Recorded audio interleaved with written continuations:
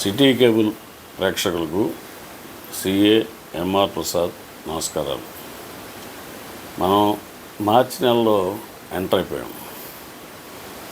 నిన్నే ఎంటర్ అయ్యాం. నిన్న ఆదివారం కాబట్టి నేను మీతో మాట్లాడలేకపోయాను. ఇవాళ చూస్తే పొద్దున్నే రివ్యూ చేసుకున్నాను నేను డైరీలో. మార్చి నెల 31 రోజులు, దీనిలో 5 ఆదివారాలు, 1వ తారీఖు, 8వ తారీఖు, 15వ తారీఖు, 22, 29 సెలవులు. నేను ప్రత్యేకంగా బ్యాంక్ వారి గురించి మాట్లాడుతున్నా. 2 శనివారాలకి, 2వ శనివారం, 4వ శనివారం, 14వ తారీఖు, 28వ తారీఖు ఈ నెలలో సెలవులు. ఓకే, ఇది ఎక్కువ ఉన్నదే కదా ప్రతి నెల అంటే ఉంది. అదనంగా ఈసారి 4 పండుగలు వచ్చినాయి మనకి. 3వ తారీఖు హోలీ, రేపు మంగళవారం. 19వ తారీఖు ఉగాది, అది గురువారం వచ్చింది. దాని మరుసటి రోజు 20వ తారీఖు రంజాన్, ఈద్ ఉల్ ఫితర్. 27వ తారీఖు మళ్ళీ శుక్రవారం శ్రీరామనవమి వచ్చింది.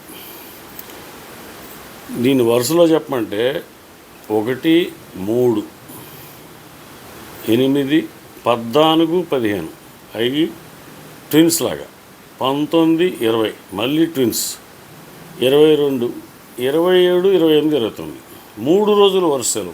నా బాధ మన అందరి తరపున ఈ రిజర్వ్ బ్యాంక్ కానీ, ఈ ప్రభుత్వాలు కానీ ఏదో మేలు చేసామంటారు, ఏం చేశారో తెలియదు. కానీ అక్కడ నెట్ బ్యాంకింగ్ ఉంది, ఆన్లైన్ ఉంది, మొబైల్ బ్యాంకింగ్ ఉంది, ఏటీఎంలు ఓపెన్ చేసి చూస్తారు, క్యాష్ డిపాజిట్ మిషన్లు ఉన్నాయి. కాబట్టి ఎన్ని రోజులు కట్టేసినా బ్యాంకులు బాధ లేదనే ఒక నిర్లిప్తతలో మీ బాధ మీరు పడంటారని ప్రజలను వదిలేసి వాళ్ళు ఏదో చేస్తున్నట్టుగా చెప్పుకుంటున్నారు.